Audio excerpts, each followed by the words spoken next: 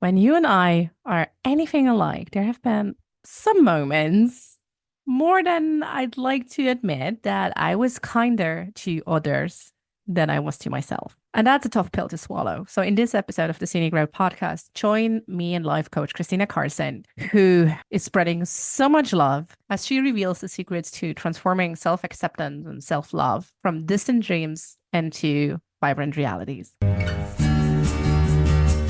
Hi, and welcome to the Scenic Route Podcast, where we believe in embracing life's journey with purpose, curiosity, and a bit of potty humor. I'm Jen, a sociologist, someone's uncool mom, and I'm always looking out for that perfect slice of gluten-free rhubarb pie. Every week, I get the joy of sitting down with dreamers and doers who dare to take the road less traveled in pursuit of their own magic. Together, we dive into the inspiring stories of soulful entrepreneurs and visionary leaders who boldly share their beliefs, lessons, and fuck-ups. Excited? So am I. You're exactly where you're meant to be. And now, let's take this conversation off the beaten track.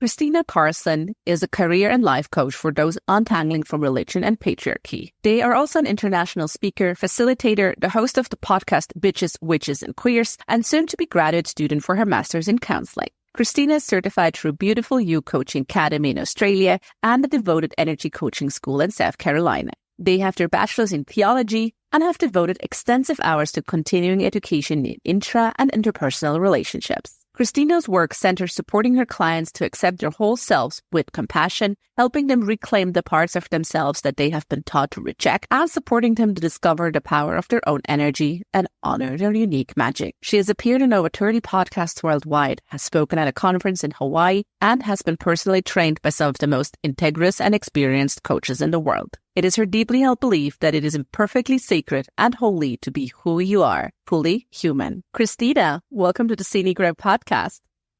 Hi, thanks for having me.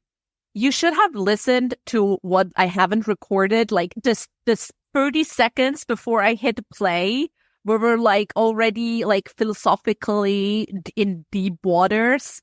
I'm like, dang. Well, anyway, we're going to talk about something I feel we're all on a journey on in different, different miles markers for each and one of us. And since I feel it's like a journey we can never reach to the end, we can never make it on top of Mount Self-Love. It's a different journey for all of us.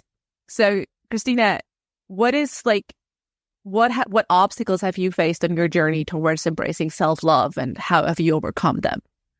Well, I think I'm going to start overcoming them. Arguing with you a little bit on more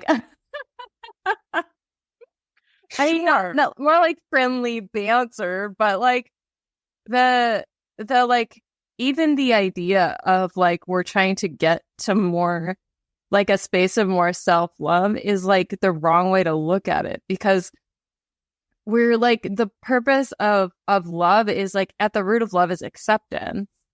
Not acceptance of like bad treatment, but rather acceptance of what is, and loving what is in yourself, loving who you are right now, right? Yes. So that being the goal, we can't really look at like someday, like I'll be more self-loving and say that like then I will be good enough, because that like then I'll be good enough is implied, and then we've got this like spiritual bypassing and like this. I agree. Capitalistic version of spirituality that like keeps us coming back for more books and more resources and things to fix ourselves. And that's why I do free shit. You could just listen to this podcast. But yeah, agreed. If you look at self-love as a thing to, I need to love myself to this amount first so I deserve something. Yeah. Dangerous waters. Well, yeah, and that's the thing is like so much of this is implied, not said, right? The thing that's said is that we should love ourselves, and like, yes. And like, no one's ever going to say like, you need to wait to be enough to love yourself. But the way that you need to love yourself is said, it is implied that you're not okay until you're doing that thing. Yes. And and it's also implied, how can you love yourself if you don't look a certain way, behave how it's expected of you to behave? Yes. da da da da da da da da da. Yeah, because that's actually the dangerous part. That's the part that feels scary. Is like accepting who you are right now and owning who you are right now means not like defending yourself and also taking responsibility. And it gives this like vulnerability of like, if you don't like me, then you might not like me. And I might have to feel that you don't like me. And that's vulnerable because I do like me. There's this thing that happens when we're younger, and I don't know if it's the same for everyone, but for me, it's like I'm on a playground or I'm at a place and it's like somebody says, your shoes look weird. And I'm like, yeah, they're so weird, you know? Like immediately I take their side because for me, it feels safer to agree with them and join in on the joke than to disagree with them. And that simple, like little self-abandonment as a way of coping is the way on a much grander scale that all of us just kind of operate about a lot of things with self-love and about things about ourselves that we're just, yeah, I'm totally shit because I do this.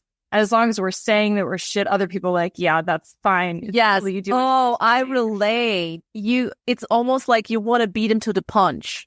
Exactly. I relate. Like I had this especially with weight. I mean, I wasn't a like particularly fat child. I was overweight. Still am. But like, I mean, I did figure skating, right? Like, I mean, I'm still able to move my body and everything. And it was kind of like, as long as I could like bring in like, oh, I'm the jolly fat kid joke before to kind of like beat people to the punch and be funny, because fat people at least should be funny. It was kind of like my coping mechanism of I had no other tools as a kid than that. So I was surviving with what you said is self-abandonment, and I totally agree. Yeah, we do that. We all do that in so many subtle ways. In every little thing that we're just like, oh yeah, I should totally be waking up earlier. I should totally be working out every day. I should totally be journaling more. Like I should be doing whatever. As long as we're shaming ourselves for not doing the things that other people expect of us and that we expect of us, we're like riding in this safe space, or what we feel like is a safer space of self-abandonment. It's the same thing. We're beating them to the punch. As long as we see our flaws and we call them out, then we don't have that vulnerability or that weakness of someone else pointing it out first. So we're hypercritical in those like, if I'm hypercritical of myself, I already know all the things. No one can surprise me with shit that I'm doing. Yeah. It's like, it's not like I'm really so smart. Yes, I'm so smart. I see all my flaws, you know? And because it's less scary, like, than just being surprised by it. Sometimes you were a bitch and someone calls you out on it. It's like, oh no. Yeah. And I mean, especially, everyone has different areas where when they get called out or called in, like they don't give a crap. And you have areas where you're like, man, I tried so hard, like, but. Yeah. What? So the thing, so back to self-love, then how can we define self-love? From what we've talked, I kind of have an inkling that it involves keeping promises to ourselves. Like when I say I go to the gym and then really keep it and really go if I want to go. Yeah, I mean, I believe trust is like a part of any relationship, so there has to be that element there. But I think for my understanding of self-love and the way that I think this is actually going to have an impact on society and on us individually is that it is a compassionate presence. So it has to be with us. We have to be with us in experiencing the feelings that are real. Not that we're telling, oh, that's a bad feeling or this is a good feeling, but being with the feelings as they arrive and not shaming them and being compassionate with them. Because, yeah, there is the element of like, I want to go to the gym, and it's like, okay, yeah. And then there's accountability there. But like, how are you meeting yourself? And how are you getting yourself there? Like, how are you meeting yourself in that entire process? how are you being with yourself in this experience? Yeah. Some motivation, and like, are you allowing yourself to compassionately be human? Because again, back to the like, this like hyper spiritual and like hyper moral way of viewing life and living is a desire to escape the vulnerability of being human. And we can't actually do that.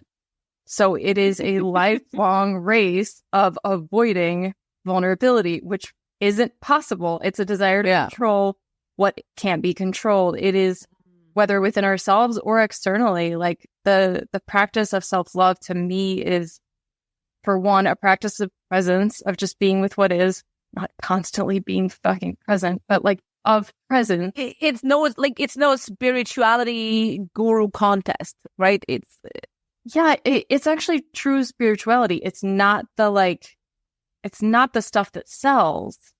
It's the stuff that actually changes. It doesn't sell because it's not going to work in six simple steps, and it's not going to like cure you in 6 weeks or whatever. It's not like, and it's in the small things. It is, and it's also in like the most vulnerable. Like, I'd rather not touch that. Like, I'd rather not like be nice to myself when I've messed up again and yelled at my kid, or like it's those moments where like, if we're struggling with addiction and we're seeing what we're doing, and we're doing that, can we keep on doing it? Yeah, can we meet ourselves there with compassion? Because compassionate presence is actually the thing that will change that cycle. If we just continue to shame ourselves, we will just stay there. Yes. So meeting us where we are, brutally honest or compassionately honest. I suspect for a lot of us, it involves deconditioning of sorts. Yeah. Because I mean, when I grew up, feelings, so-called negative feelings of anger, for example, anger or crying when you hurt your knee or something, like when you scrape your knee on the playground. It was not something that was encouraged.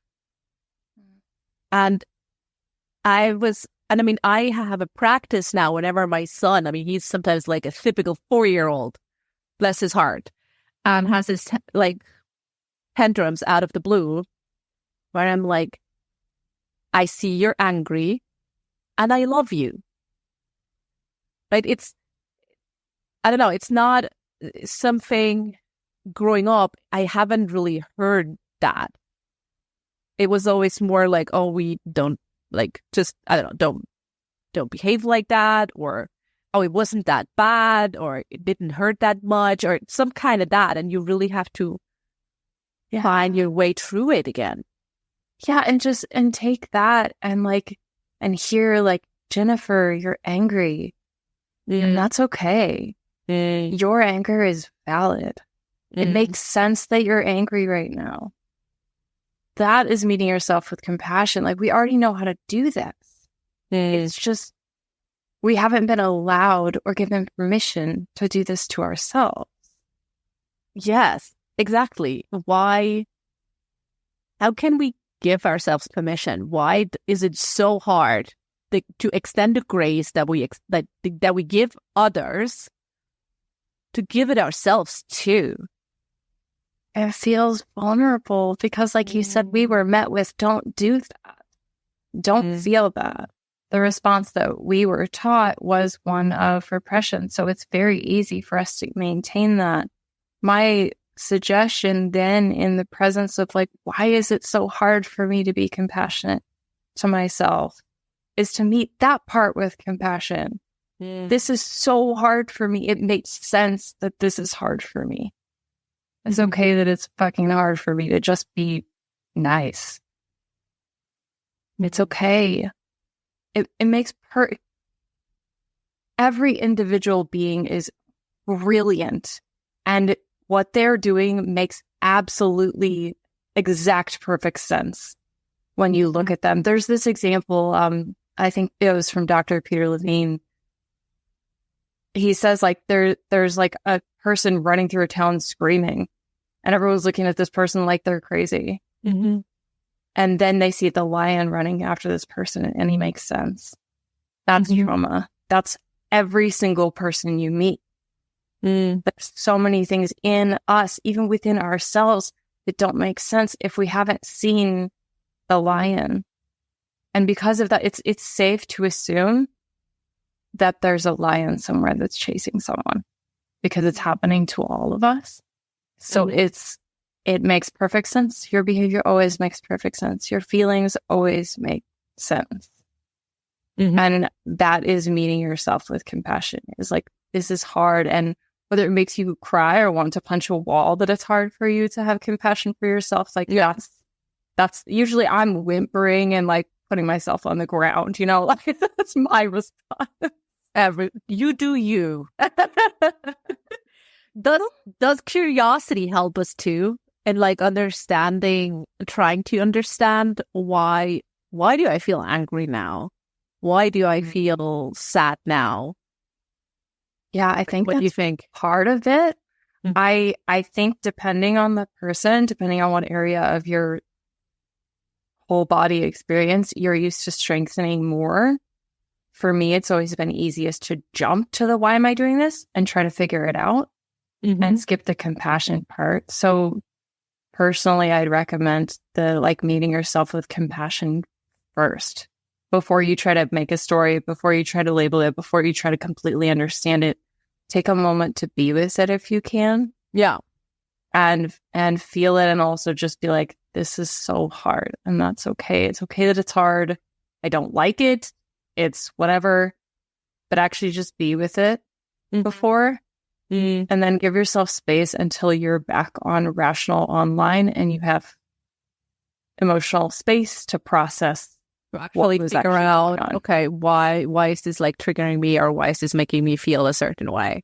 Yeah, because what you're allowing to happen in the moment where you're being with the compassionate, you're compassionately being in the moment with that feeling, is you're releasing shame.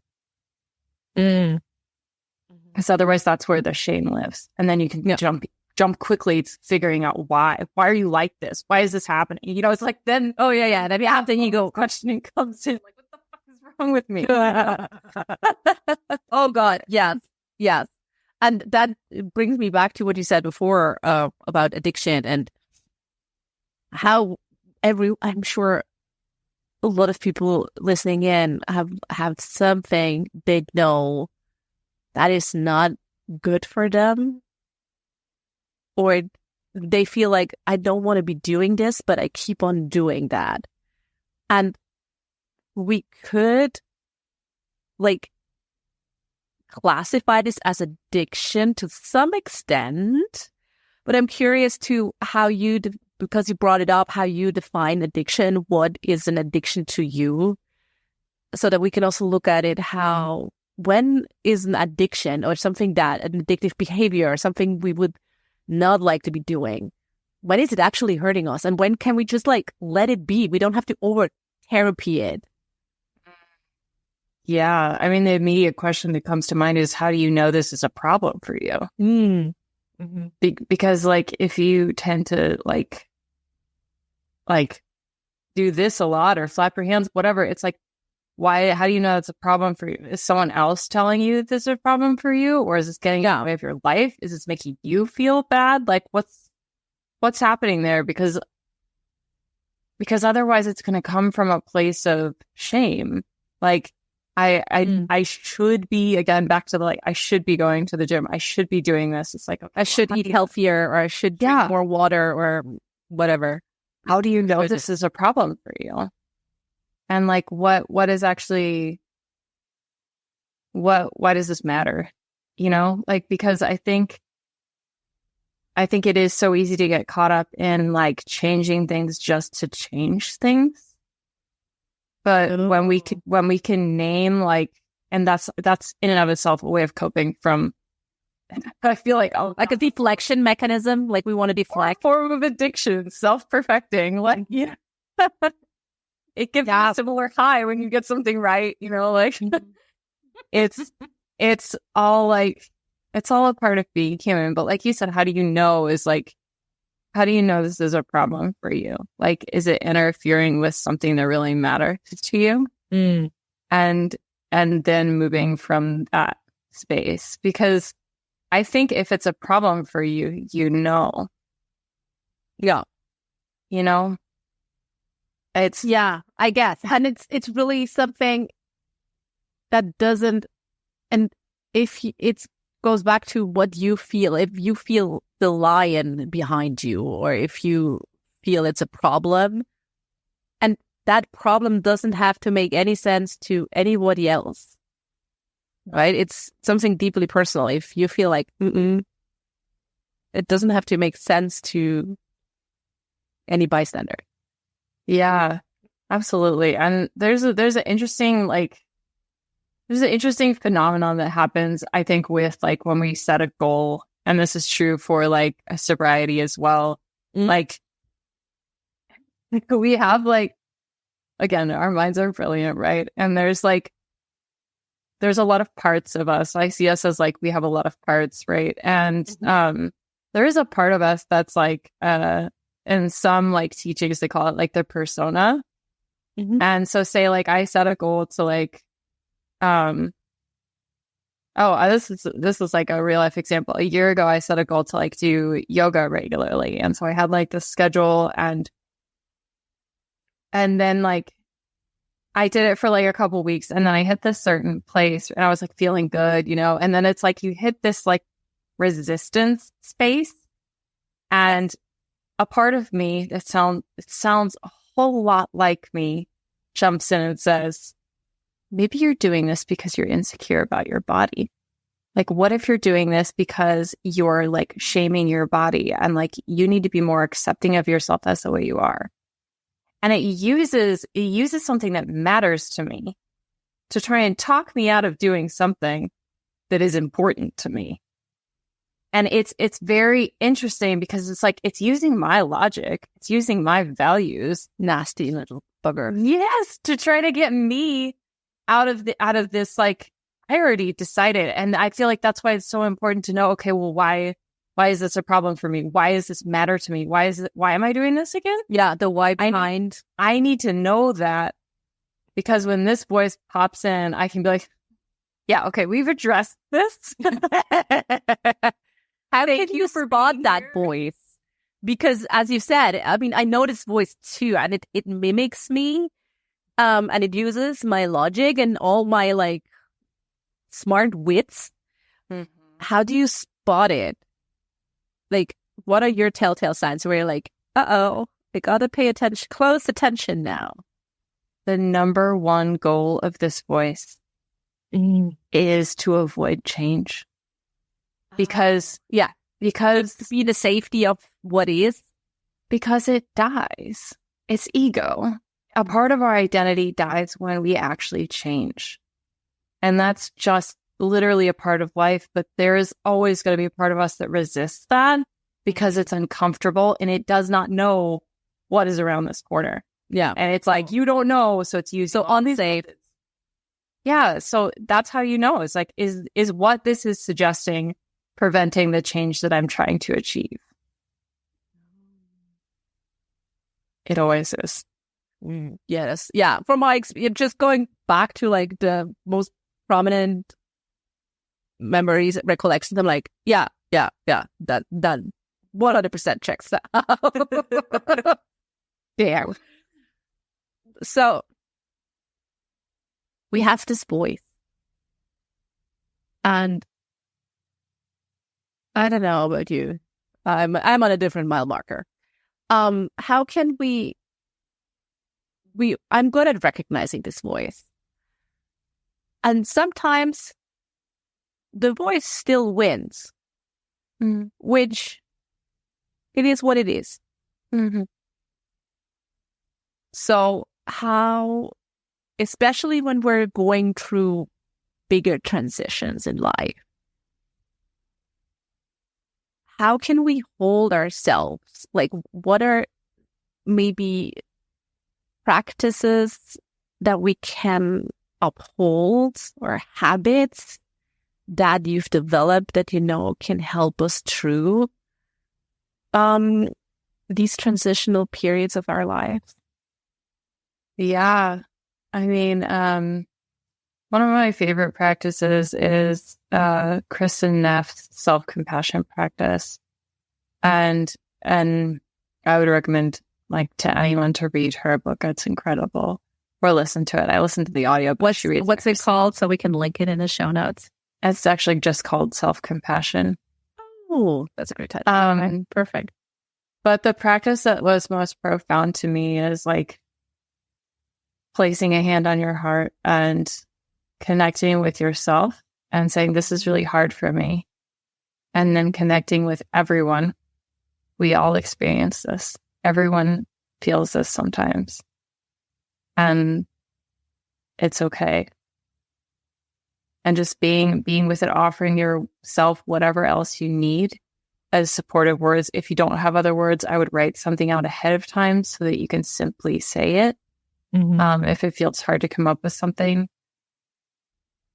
But what you're talking about is real. Like, a part of recovery is relapse.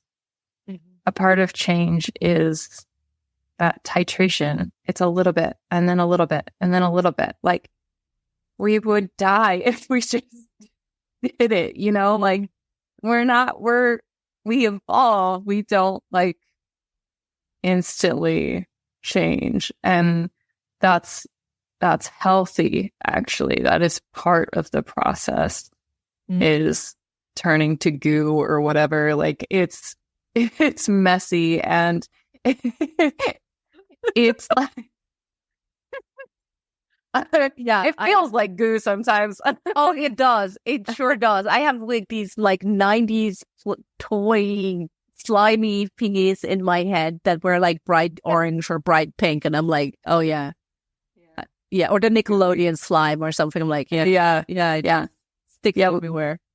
We know this as 90s kids, lots of goo. But it's like, if your plan or your, what would you call it? Your philosophy or your focus or your theory doesn't allow for that kind of humanity, then it's like spiritual bypassing bullshit. Because what you just described is well, sometimes I listen to the voice. It's well, yeah, of course you do. You're human.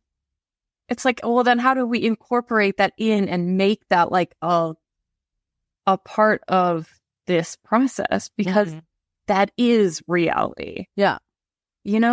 Otherwise it's then we're just creating a cycle of shame. If it's well, now you have to start over. Yeah. This is really where I don't know, for me, that's also an ego telltale sign of this, it's just black and white. Oh, now I fucked this up already anyway. I might as well throw everything to the ground, the water. This all or nothing, as if one misstep, air quotes, is undoing something you've done, work on yourself, growth, whatever you want to call it. Yeah. How distracting is it to live that way too? Because if you continually live in that space, which, believe me, I have many years living in that space. I was a resident there. Still am a lot of the time. It's so distracting. We are so much more easy to manipulate and control when we are living in the space of so I was raised in extreme religion, and there's this cycle, right, that is just kind of a part of living in the spaces that I was living. It's where you have a high moment where you feel connected to God, and then you sin, you mess up, you do something human, and you're poof, gone. Usually it's masturbation if you're in junior high and you're in youth group. Okay. Fair enough. So that happened, and you're then you find a way to shame yourself for it. You confess to your youth leader or your friend. You're I'm so evil and sinful and whatever, all these things. So you shame yourself, and then you have this moment of recommitting, and you're like, no, I'm gonna fucking do this. I'm gonna get this. I have a plan. Never gonna touch my weenie or vagina again. Hands are never going down there. So it's like you start over, right? And then you mess up because you're human. And this isn't the best example because masturbation is normal and healthy. But like, you hear me on like this. But it's a good example still because religion uses it as a tool against yourself. It is. It's a cycle that then keeps you stuck. And how is that much different than the cycles that we get in with perfecting ourselves and trying to avoid being human by doing things that other people tell us are important, and by like trying to maintain a cycle of perfection. I mean, perfection is a tool of white supremacy. So if we're like looking at this as a whole, it's like we are so much more easy to manipulate when we are focused on perfection. We're so much more gullible to buy shit we don't need. So like, I don't know, we're off buying another self-help book or another crystal with the expectation of this is going to, I don't know, be our salvation or whatever. Yes, and nobody's allowed to say that anymore because we all know that's bullshit, but we still think it internally when we're doing the purchasing. Oh God, yes. The things we don't or can't or won't say anymore, but we still all believe. Yeah. This could, I don't know. This is a topic for another whole fucking episode. Dear Lord. But it's really interesting with then like if so we've identified, okay, addiction is something that you have a problem with that is really deeply troubling you for whatever reason. And you have, and sometimes you relapse or you do something you don't intend to do, and your ego comes in. And how, like, I know you have your own personal stories of addiction, and to some extent, everybody does with whatever it is. Like, how did you know you were ready to give it up? Whatever was your like substance or whatever substance of choice or I would first say like it is one thing to say like there's a problem, like you have a problem, and that feels like vulnerable and like humbling in many ways, and I think that people can find that beneficial and useful. But like below that, like you have a hurt. Like you were hurt. And that is the root of this. It has nothing to do with the substance that you've chosen to use. Like you've been harmed, and there's healing that's needed there. And I think it's critical to allow that to be the focus, or a huge part of your focus in a journey of sobriety, because in those moments of relapse or messing up or whatever you want to call it, that process, even in like a natural part of recovery process, allowing you to see yourself not as a victim, but as someone who's been hurt and needs healing. It can empower you to choose healing, and it also allows you to see what's really going on rather than an identifier that like can bring shame. Go ahead. In order to like truly see what's going on, to what extent do we need to know the cause of our hurt? Like, is it enough to recognize that it's a hurt that we're trying to cope with? I think that would depend on the individual. Yeah, I suppose, yeah. You know, like there are some of us who like don't have full memories of things yet. And that doesn't mean that you can't begin healing, you know? And there are other people who it's very apparent and they already know. You start to heal the first layer and then, I don't know, like onions or something. Yeah, because life is the process, right? Like we're not done. We're never done. Well, unless we're like literally done. Unless you live in a spiritual afterlife, and even then your cells are gonna go on to create trees and whatever else. Oh yeah. So we're not done. Like life is not in the like I did it part. Life is in the like process. So you don't necessarily need to know everything to fully heal. Like there is nothing wrong with you exactly as you are right now. Healing is in offering yourself compassion and grace right now, wherever that is that you are met. That's also not selling shit.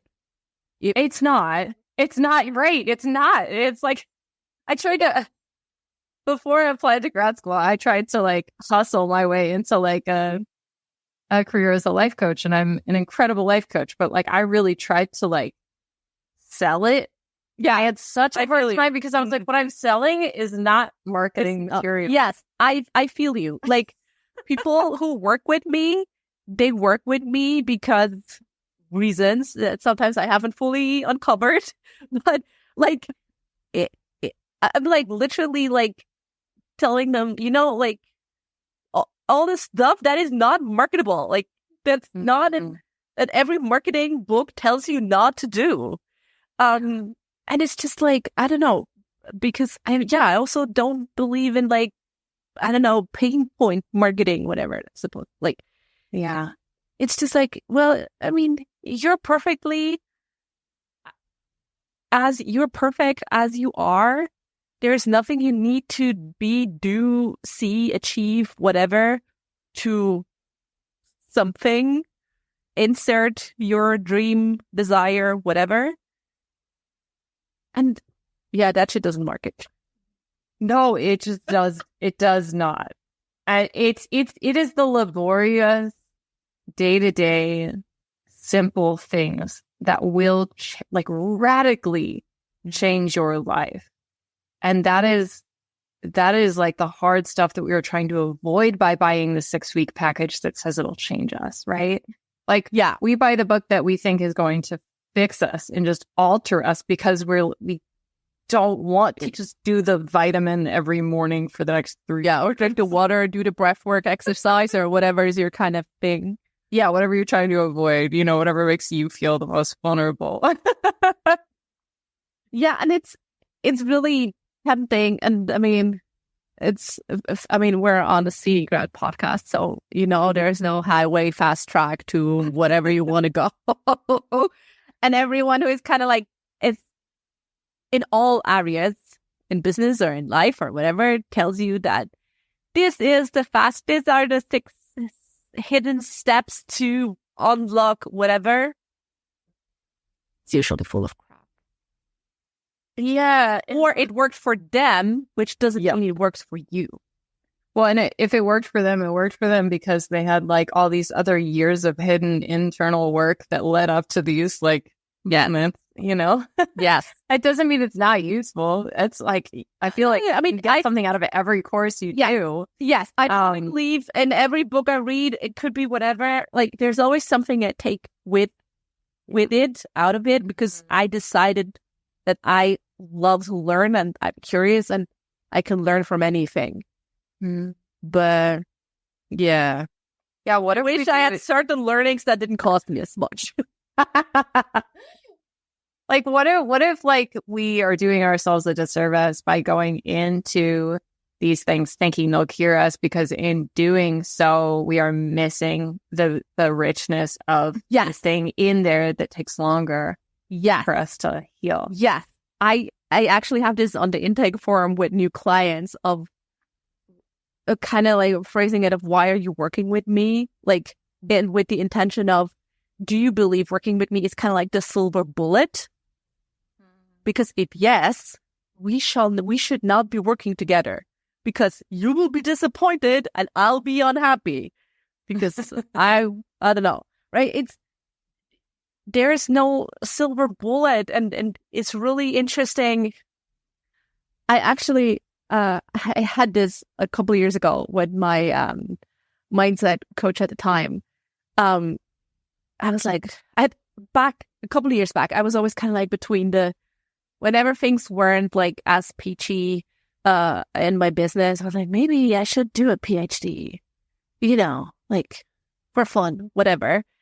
And for fun. I don't want to do a PhD for fun. I know. Well, I mean, that would be also I think it's a bit of my weird. I know it's a bit of my weird, but I was realizing it wasn't. And she was asking me all these questions. I'm like, yeah, it's not for the fun of it, right? If you decide to do whatever you want to do, whatever course, with the intention of, I don't know, this sounds fun, I just want to do it, then you go do it. But if you attach certain expectations to it, of this will allow me to be whoever I want to be, that would be one of my telltale signs for me personally, to be like, I really should think about this investment.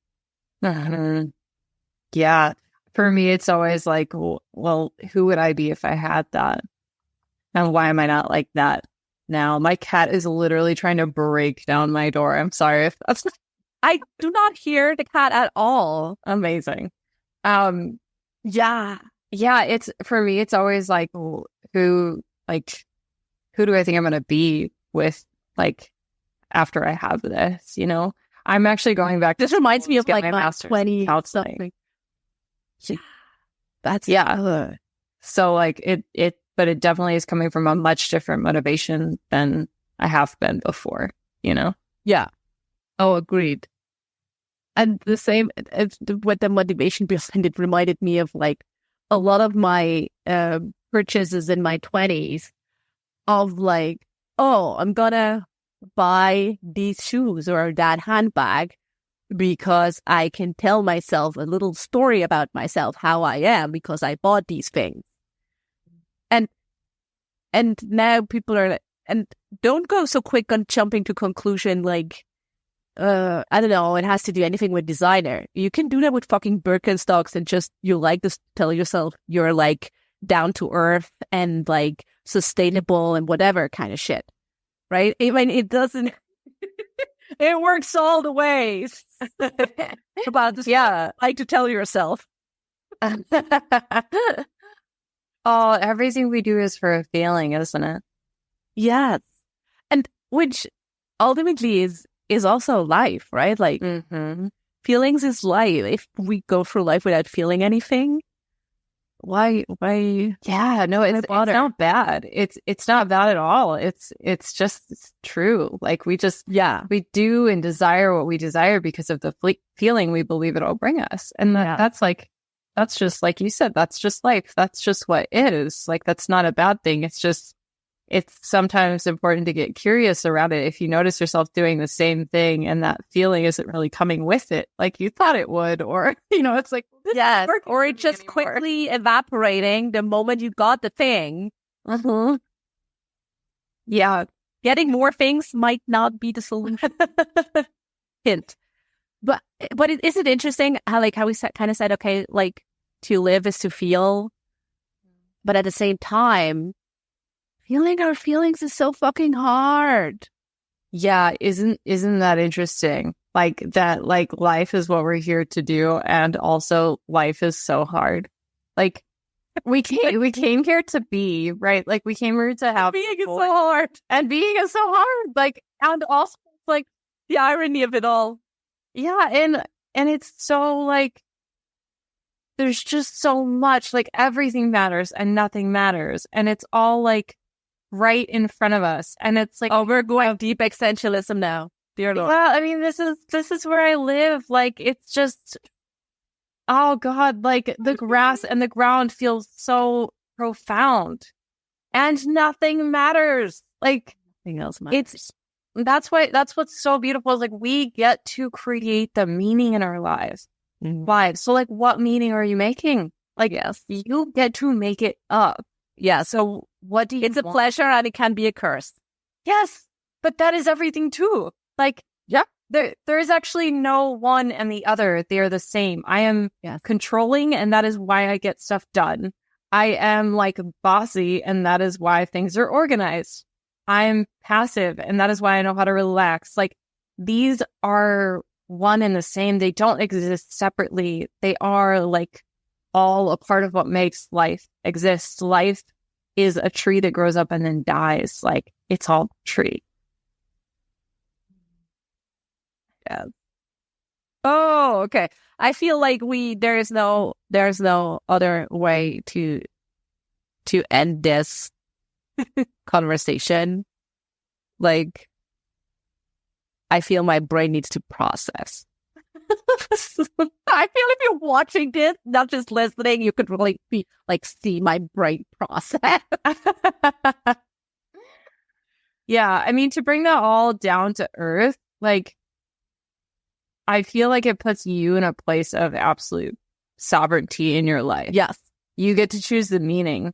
Yeah. And because you get to choose, You're free to choose.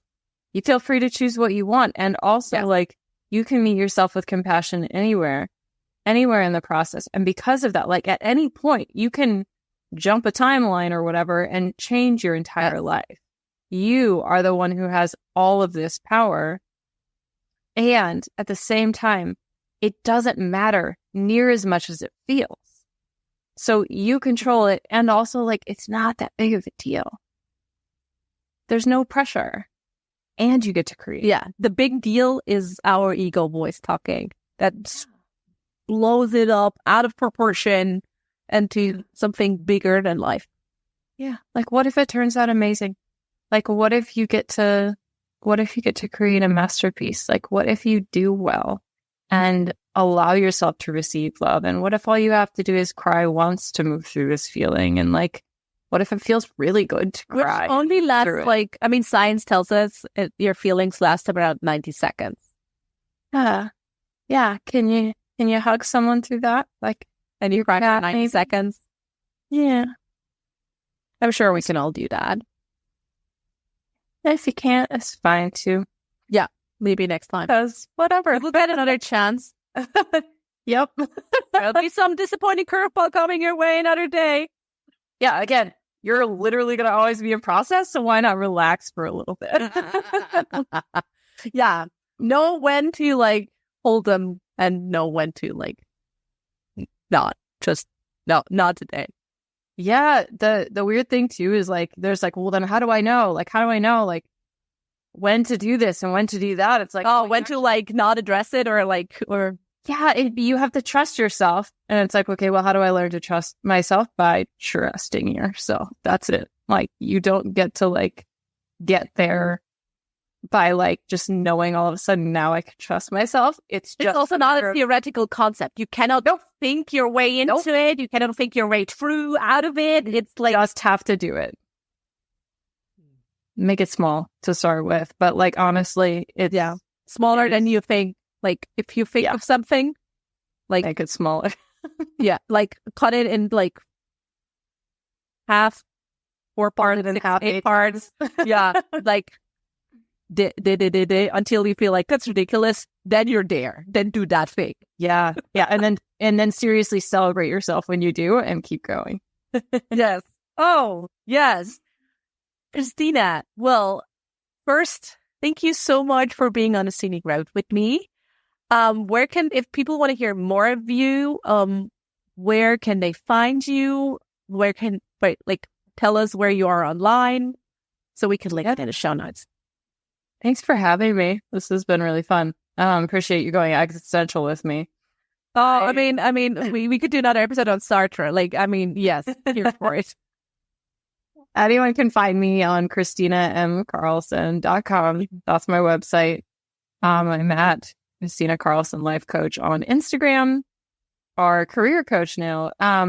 See, the thing is, I do career coaching and life coaching, and I'm currently studying for my master's in counseling. So my long-term goal is to do therapy, but I do have one-on-one clients now. They're just limited. but I always want to hear from people. The best way to get in touch with me is through my website and just sending me an email. I love hearing from you. Okay. I have one more last question that I ask everyone. What book are you currently reading, or what audiobook are you currently listening to? Ooh, okay. So I always read 2 books at a time, one fiction and one nonfiction. That's the spirit. Yes. I'm reading one of Richard Schwartz's book. I've never heard it said. But he is the creator of the theory of internal family systems. Mm-hmm. And he's written a couple books about it. It's internal family systems therapy. And it's one of the most fascinating concepts to me, because it's been known to heal some of the most profound mental illnesses. Not heal as in fix people, but rather support people to function with compassion in their regular lives. That's called You Were the One for Me, I believe. I'm going to have to look it up. I read it so much without looking at what the cover is. I believe it's You Are the One for You or something like that, but I will send it to you so you can put it in the show notes. Oh, yeah. And then I'm currently obsessed with Frida McFadden. She's a fiction psychological thriller writer. And I'm on one of her, I don't know, she's written 10 books. I'm on the 6th called The Surrogate Mother or something like that. It's nonsensical psychological thrillers that always have a twist. And I kind of relax. Yeah, dude, I love that stuff. That's cool. You know yourself and you do you. Okay, we're going to link these and they all go into the Scenic Routes library. So whenever you're out of material to read, you can have a look there and you'll find something that tickles your fancy. So again, Christina, thank you so much for being on the Scenic Route with me. Thanks for having me. And just like that, we've reached the end of another journey together on the Scenic Route Podcast. Thank you for spending time with us. Curious for more stories or in search of the resources mentioned in today's episode? Visit us at scenicroutepodcast.com for everything you need. And if you're ready to embrace your scenic route, I've got something special for you. Step off the beaten path with my Scenic Route Affirmation Card Deck. It's crafted for those moments when you're seeking courage, yearning to trust your inner voice, and eager to carve out a path authentically, unmistakably yours. Pick your Scenic Route affirmation today and let it support you. Excited about where your journey might lead? I certainly am. Remember, the Scenic Route is not just about the destination, but the experiences, learnings, and joy we discover along the way. Thank you for being here, and I look forward to seeing you on the Scenic Route again.